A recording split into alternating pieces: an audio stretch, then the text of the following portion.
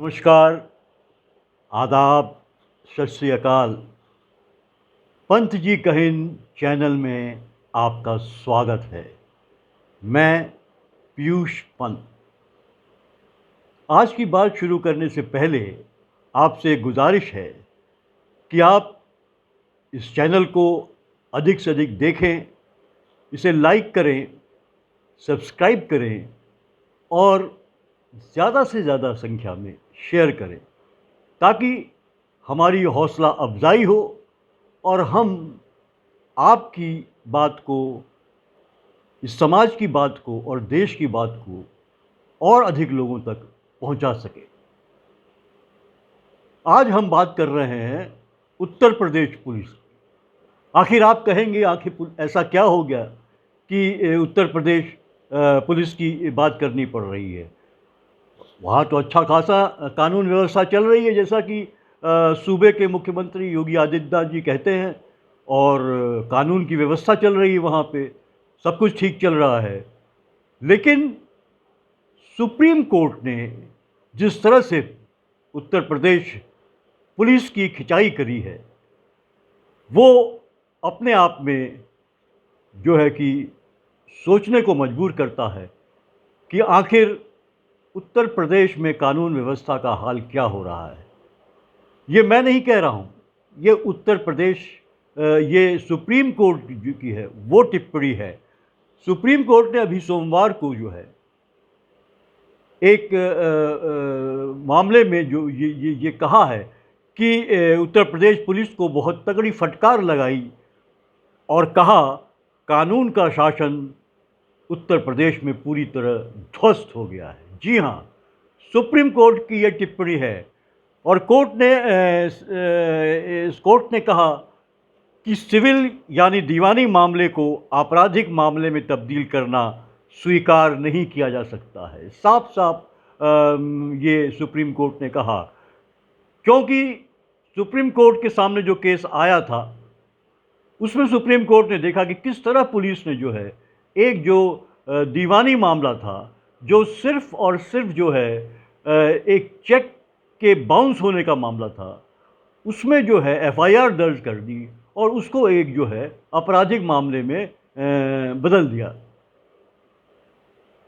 दरअसल ये टिप्पणियां जो की गई थी वो chief justice Sanjeev Khanna, justice Sanjay Kumar और जस्टिस केवी विश्वनाथन की एक 3 मेंबर बेंच ने की थी।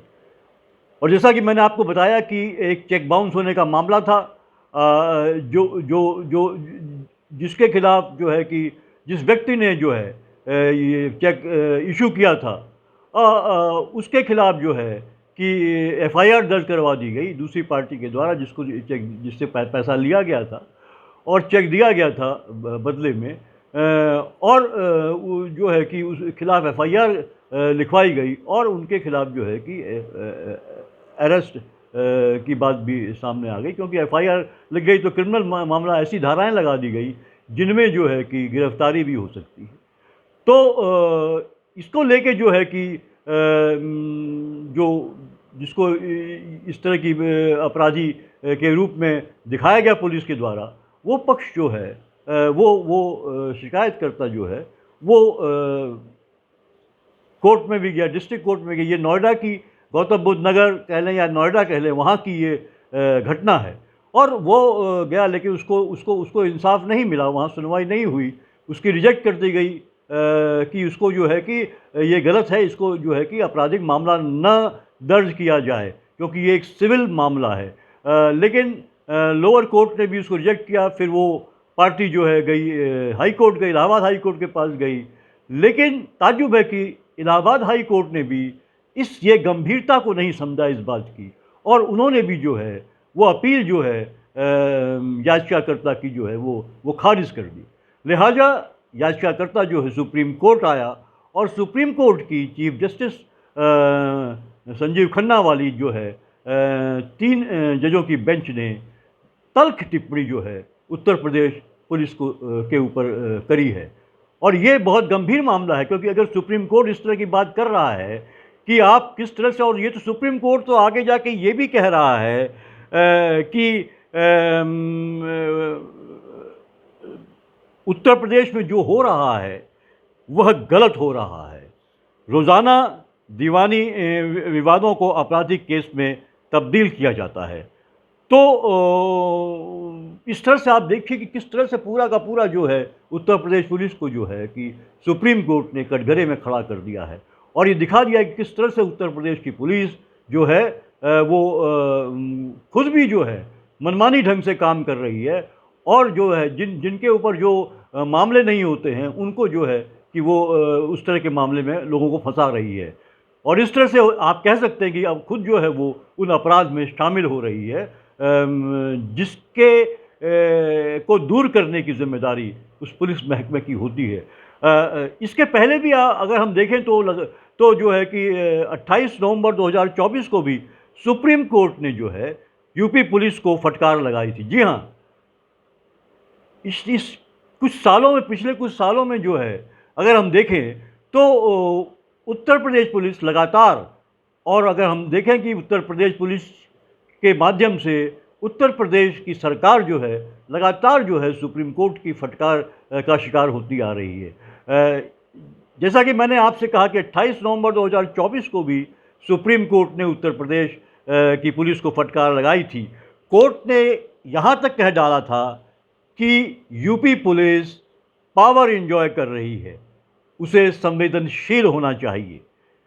बिल्कुल, पुलिस को संवेदनशील होने की बहुत ज़रूरत है, इसमें कोई शक नहीं है। दरअसल ये मामला था ये मामला था गैंगस्टर अनुराग दुबे की अग्रिम जमानत का, जिसकी सुनवाई जो है सुप्रीम कोर्ट कर रहा था। और इस दौरान जस्टिस सूर्यकांत ने यूपी पुलिस को लेकर इस तरह की, जो मैंने जिसकी बात आपसे कही, सख्त टिप्पणी करी थी। कोर्ट ने पुलिस को चेतावनी देते हुए कहा कि आप अपने डीजीपी को बता दें, हम ऐसा कठोर आदेश दे देंगे कि सारी ज़िंदगी याद रहेगा। बट समझिए, इससे बड़ी बात क्या हो सकती है? इससे बड़ी बात क्या हो सकती है कि सुप्रीम कोर्ट को ये कहना पड़ रहा है कि आप अपने तौर तरीके जो है सुधार लीजिए, वरना हमें जो है कि सख्त कदम उठाने पड़ेंगे और हम ऐसे आदेश देंगे कि आप ज़िंदगी भर याद करते रह जाएंगे।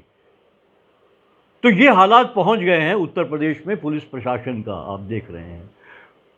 दरअसल हुआ क्या था, इस मामले में भी वही हुआ था जो बात जो है कि जस्टिस खन्ना की जो सुप्रीम कोर्ट के चीफ जस्टिस खन्ना की जो अभी तीन मेंबर बेंच ने जो बात कही थी, वो मामला इसमें भी था।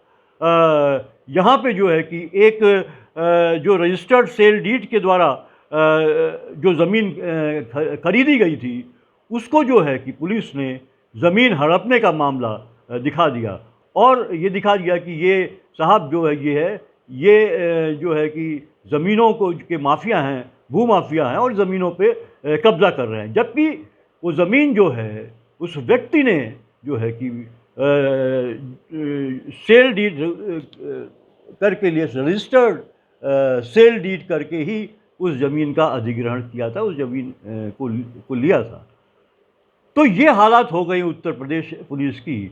और दरअसल संकट इस बात का है कि देखिए, लगातार हम देख रहे हैं कि पुलिस जिस तरह से जो है कि इस तरह के आपराधिक गतिविधियों में लिप्त होती हुई हमें दिखाई दे रही है और इधर तो सुप्रीम कोर्ट को जो है इस तरह की टिप्पणियां करनी पड़ रही हैं, लेकिन तमाम ऐसे उदाहरण आए हैं जहां इसके पहले भी जो है एनकाउंटर के मामले को लेके भी जो है तमाम लगातार उत्तर प्रदेश की पुलिस जो है कि कटघरे में खड़ी रही है, आरोपों के घेरे में रही है। लगातार हमने देखा था कि किस तरह से तमाम हुए, यहाँ तक कि कोर्ट ने भी इस बारे में जो है एडवर्स टिप्पणी की है एनकाउंटर को लेके और उसको वैध नहीं ठहराया है कि आप एनकाउंटर तभी कर सकते हैं जब आपके पास कोई भी जो है विकल्प बचा ना हो। आप जो है कि सारे जो कानून सम्मत जितने भी तरीके हैं, तौर तरीके हैं, उसको अपनाइए और अपराधी को पकड़िए, न कि आप पहले ही मूव में जो है आप उसका एनकाउंटर कर दीजिए। और वो भी जो है कि ज़्यादातर केसेस में जो है जो है कि फर्जी तरीके से इनकाउंटर किया जाता है। वो ये हमने आपने सब में देखा है, बल्कि एनसीआरबी की रिपोर्ट भी आई थी, उसमें भी ये बात कही गई थी। और उसमें कहा गया था कि मार्च 2017 से अगस्त 2021 के बीच यूपी पुलिस द्वारा 146 लोगों का फर्जी एनकाउंटर किया गया। ये नेशनल क्राइम रिकॉर्ड ब्यूरो की जो रिपोर्ट थी उसमें ये बात कही गई है साफ साफ साफ। तो पुलिस लगातार, उत्तर प्रदेश की पुलिस जो है कि एक कटघरे में है, और लगता है कि जिस तरह के एडवर्स कमेंट जो है, टिप्पणियां जो है सुप्रीम कोर्ट कर रहा है, उससे साफ दिखाई दे रहा है कि उत्तर प्रदेश एक बार फिर उसी स्थिति में पहुंच गया है जिसमें जो है वो समाजवादी पार्टी के शासन के दौरान था, और जिससे निजात दिलाने की बात जो है योगी सरकार के ने की थी।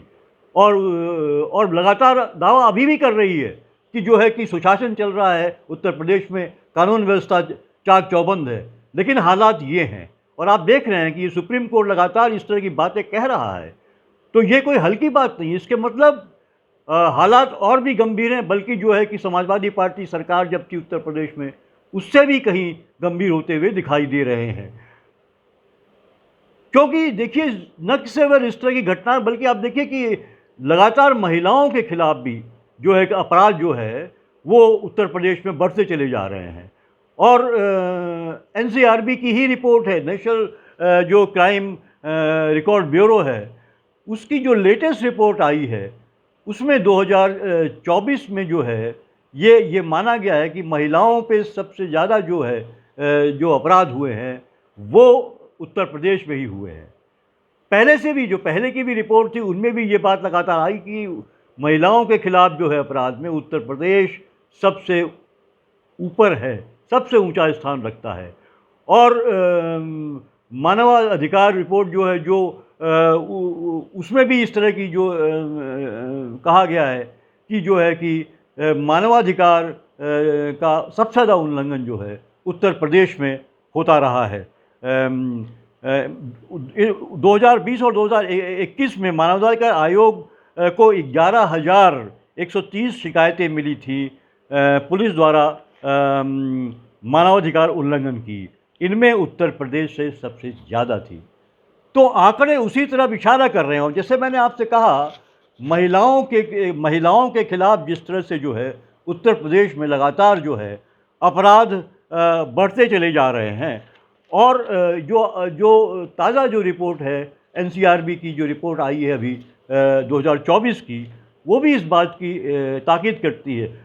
और ये भी कहा गया कि 2023 में जो है जितने भी जो है कि देश के स्तर पे जो महिलाओं के खिलाफ अपराध हुए हैं की रिपोर्ट जो राष्ट्रीय महिला आयोग के पास आई है, उसमें 2023 में उत्तर प्रदेश से आने वाली शिकायतों में लगातार इजाफा, वो सबसे ज़्यादा इजाफा हुआ है।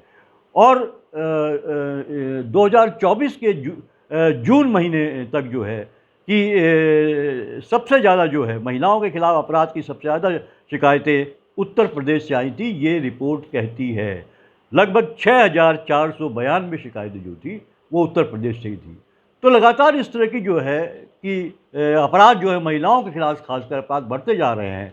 और देखिए, इसी का जीता जागता उदाहरण मैं आपको दिखाऊं।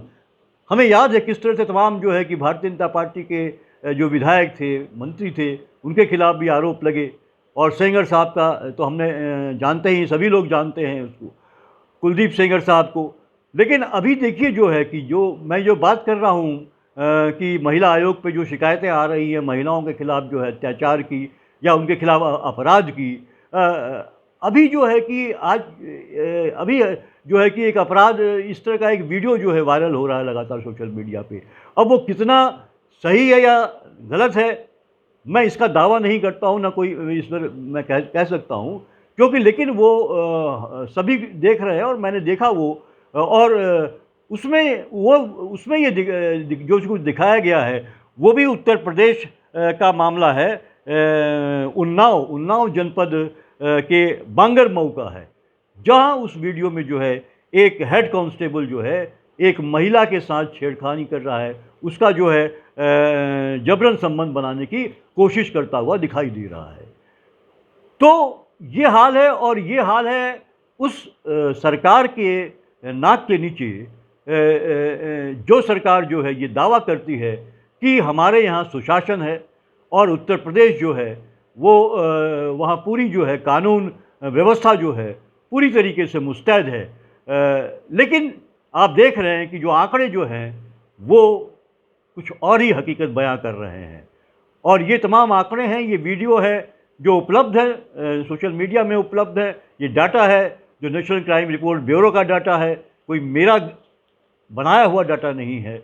और ये तमाम चीज़ें, और हम देख भी रहे हैं क्योंकि असल में हो क्या रहा है कि उत्तर प्रदेश में जिस तरह से जो है कि सरकार जो है धार्मिक आयोजनों को करने में व्यस्त है, पूरा तवज्जो जो है उनका धर्म को लेकर है, और पूरा तवज्जो जो है एक समुदाय विशेष के खिलाफ जो है एक हेट कैंपेन जो है कि छेड़ने का, उनको जो है कि अभी आप देखिए कुछ लोग जो है समाजवादी पार्टी के खिलाफ जो उत्तर प्रदेश में प्रोटेस्ट कर रहे हैं, उनके खिलाफ कोई एक्शन नहीं हो रहा है, वो हिंदू समाज के। लेकिन जो लोग ये वहाँ फरमान जारी कर दिए गए हैं कि जो लोग जो है प्रोटेस्ट करेंगे, आपके क्या नाम,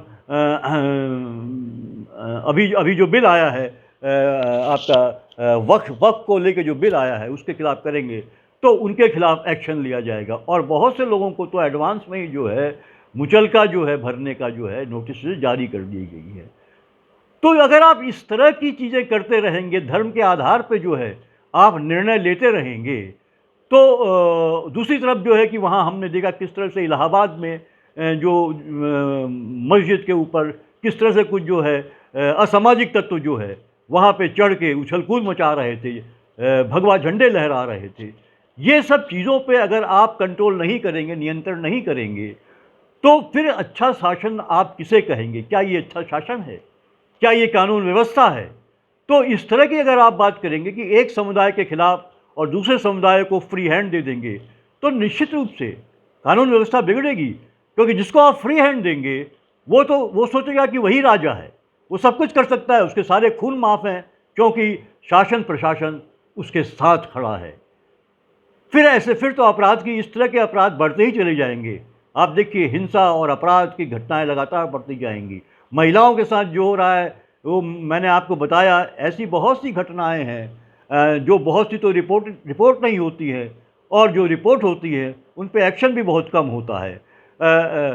तो इस तरह से अगर हम देखें तो उत्तर प्रदेश की हालत जो है लगातार जो है एक कानून व्यवस्था का जहाँ तक सवाल है वो बहुत अच्छी तो नहीं दिखाई देती है, भले ही सरकार कितना भी दावा करती रहे। और ऐसी हालत उत्तर प्रदेश की पहले भी रही है। आप देखिए जहाँ तक पुलिस का सवाल है, पुलिस हमेशा से जो है भ्रष्ट रही है। पुलिस हमेशा से जो है कि वो लोगों का शोषण करती रही है, लोगों को फंसाती रही है अपराधों में, और उसका फ़ायदा उठाती रही है। और आप देखिए एक और खबर आज मैंने देखी जो है वो 1999 की है उत्तर प्रदेश की, जिसमें जो है कि एक दरोगा ने ये गोरखपुर की खबर है, एक दरोगा ने जो है एक मोटर बाइक जो है, जो बाइक की जो है बाइक के एक आप कहें कि कारीगर को कह लें या मैकेनिक को कहें, मैकेनिक को सिर्फ इसलिए जो है अपराधी बना के जेल में डलवा दिया कि उसने दरोगा जी की बाइक को मुफ्त में ठीक करने से मना कर दिया। आप सोचिए, आज की बात नहीं है, 1999 की बात है। ये हालात हैं उत्तर प्रदेश के, तब से ही चले आ रहे हैं, और आज भी कोई ज़्यादा बेहतर नहीं हुए हैं। 25 साल इस बेचारे जो बाइक का मैकेनिक है जिसका नाम दिनेश यादव है, 25 साल उसकी अपनी ज़िंदगी के उसने जेल के सलाखों के पीछे गुजार दिए, बिना किसी दोष के, बिना किसी अपराध के। सिर्फ उसने जो है कि मुफ्त में दरोगा साहब की जो है कि बाइक को सुधारने के लिए मना कर दिया, उसको इतनी बड़ी सज़ा, उसकी ज़िंदगी बर्बाद हो गई है। तो यही न्याय व्यवस्था है क्या है? यही न्याय व्यवस्था है, यही प्रशासन होता है, यही पुलिस होती है, जिसका काम होता है कि लोगों की जीवन की रक्षा करे, लोगों को न्याय दिलवाए, अपराधियों को जो है कि जो शातिर लोग हैं उनको अंदर पहुंचवाए। और एक कानून व्यवस्था जो है उसको सुचारू रूप से चलने में मदद करे। उल्टा उत्तर प्रदेश की पुलिस जो है खुद ही जो है कि वो अपराधों में लीन हो रही है। फिरौती लेने की घटनाएं बहुत सी सामने आई हैं। अभी हाल में कुछ घटनाएं इस तरह की हम लगातार देखने में को मिली थी हमें जो है। तो इस तरह का हो रहा है और वो सरकार वहाँ पे जो है लगातार इस तरह के दावे कर रही है कि यहाँ तो उत्तर प्रदेश जो है वो बहुत ही अच्छा है, हालात में है, और जो है कि वो कितने ट्रिलियन की इकोनॉमी बनने जा रहा है, और लेकिन हालात जो हैं बहुत अच्छे नहीं हैं। और ये सुप्रीम कोर्ट ने खुद इस बात को कह दिया है। अब इससे बड़ी बात क्या होगी अगर सुप्रीम कोर्ट के जज, और वो भी चीफ जस्टिस सुप्रीम कोर्ट के, इस तरह की बात कर रहे हैं और उत्तर प्रदेश पुलिस को कटघरे में खड़ा कर रहे हैं। और ऐसे देखिए बहुत से उदाहरण हैं। आप लगातार पत्रकारों के ले लीजिए, पत्रकारों के साथ जो ईमानदारी से रिपोर्टिंग करते हैं उनके साथ क्या क्या नहीं होता है उत्तर प्रदेश में। जो लोग प्रोटेस्ट करते हैं, जो अपने नागरिक अधिकार के लिए, संवैधानिक अधिकार के लिए जो लोग करते हैं, उन पे जो है बुलडोज़र चल जाता है, उनकी संपत्तियों की नीलामी कर दी जाती है, उनको जेल के अंदर डाल दिया जाता है। फर्जी जो है कि जो आरोप लगा के उनके ऊपर इस तरह के तमाम उदाहरण हमको देखने को मिलते हैं। तो ये कोई आपका सुशासन नहीं है। ये आप कॉन्स्टिट्यूशन से, संवैधानिक रूप से चुनी गई सरकारों का ये काम नहीं है। अगर आप सिर्फ धर्म के आधार पे ही चलाना चाहते हैं सूबे को, तो फिर आपको जो है कि संवैधानिक रूप से जो सरकारें हैं चली हैं, जो चुनी गई हैं, उनसे हट जाना चाहिए वहाँ। क्योंकि आपको तो जो संविधान ने, जो आपको जिम्मेदारी दी गई है, जो लोगों ने आपको चुना है और आप सरकार के मुखिया हैं, तो आपको वो जिम्मेदारी निभानी चाहिए, न कि आप जो है कि इस तरह के निर्णय लें, इस तरह के लोगों को जो है खुली छूट दें कि वो जो है कि कानून व्यवस्था का दुरुपयोग करे और पुलिस जो है कोई एक्शन नहीं ले। उल्टा पुलिस जो है इनोसेंट लोगों को जो है कि फंसाए, उनको जो है कि उन पे गलत आरोप लगाए, गलत कानून की धाराएं लगाए और उनको जो है कि जेल के अंदर डलवा दे। यहाँ तो हम देख रहे हैं पुलिस खुद जो है कि सिविल केसेस को क्रिमिनल में बदल रही है और इस तरह से जो नेक्सस है, जो भ्रष्टाचार है, वो लगातार दिखाई देता है हमें। तो ये गंभीर मामला है। मुझे लगता है कि जो उत्तर प्रदेश के मुख्यमंत्री हैं योगी आदित्यनाथ जी, उनको थोड़ा ध्यान देना पड़ेगा कि बदनामी उन्हीं के राज्य की हो रही है और स्वयं मुख्यमंत्री की हो रही है, क्योंकि पूरा प्रशासन जो है उन्हीं के अंडर में है और मुख्यमंत्री के अंडर में होता है। पुलिस जो है, पूरा महकमा मुख्यमंत्री के अंडर में होता है। और अगर पुलिस गलत कर रही है, कुछ कानून व्यवस्था अगर वहाँ ढीली हो रही है, तो बदनामी सिर्फ और सिर्फ जो है कि सरकार की ही होती है, किसी और की नहीं होती है। तो इसलिए मुझे लगता है कि ये उम्मीद है कि सरकार जो उत्तर प्रदेश की है, जिस तरह के दावे करती है, उसी के अनुरूप जो है वो काम भी करेगी। और इस तरह के कोई लगातार हम देख रहे हैं हिंसक गतिविधियां भी उत्तर प्रदेश में लगातार बढ़ती चली जा रही हैं। जो शांति की दरकार है उत्तर प्रदेश में, ताकि वो विकास के रास्ते पे और आगे बढ़ सके, उसके विपरीत जो है इस तरह के जो असामाजिक तत्व हैं वो लगातार अपना सिर उठा रहे हैं। वो किसी भी धर्म के हो सकते हैं और किसी भी धर्म के हैं, तो किसी को भी ये अधिकार नहीं है कि आप जो है कि कानून व्यवस्था को अपने हाथ में लें। ये सरकार का उत्तरदायित्व है, ये शासन प्रशासन का उत्तरदायित्व है। लेकिन जब पुलिस प्रशासन ही जो है भ्रष्ट हो जाएगा, जब पुलिस प्रशासन ही जो है कि अपराध में लिप्त हो जाएगा, जब वो सिविल केसेस को जो है कि क्रिमिनल केसेस में तब्दील कर देगा, सिर्फ इसलिए, जैसे वकील साहब ने कहा, क्या कारण कहा जब जज साहब ने पूछा, क्योंकि साहब टाइम बहुत लगता है सिविल केसेस में। कोर्ट ने और उनकी खिंचाई करी। अरे ये क्या मतलब हुआ, टाइम लगता है तो आप सिविल केस को जो है कि आपराधिक बना देंगे पूरा। तो लिहाजा जो है कि पुलिस को ये समझना होगा, और इस सब के बावजूद भी अगर पुलिस नहीं समझती है, अपने को नहीं सही रास्ते पे लाती है, नहीं सुधारती है, तो निश्चित रूप से सरकार को एक कड़ा कदम उठाना पड़ेगा। वरना बदनामी तो सरकार की ही होगी, बदनामी योगी सरकार की ही होगी। और उस सूबे के उन लोगों की होगी जो शांति प्रिय हैं, जो चाहते हैं कि उत्तर प्रदेश जो है